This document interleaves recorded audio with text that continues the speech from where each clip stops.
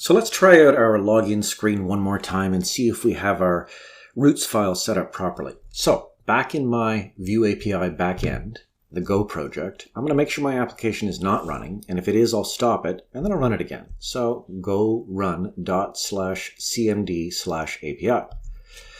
And that should start listening on port 8081, and it does. Now I'll switch over to my front-end project, and if npm is running, I'm going to stop it just to be safe, and I'll type npm run serve again, just to get it going.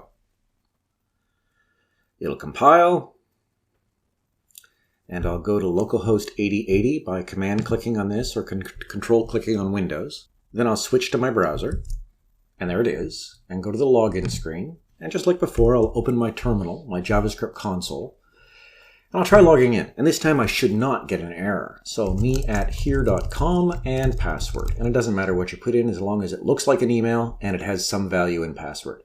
I'll click login and watch my JavaScript console. And we got our response. So it called the submit handler, and then we get this object back. Error is false and message is signed in. So that seemed to work really well.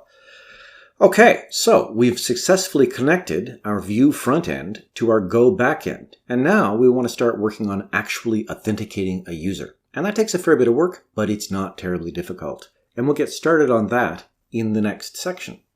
For the remainder of this section, what I want to do is to write a couple of helper functions that will make it easier to read and write JSON and a few other things like that. So we'll get started on that in the next lecture.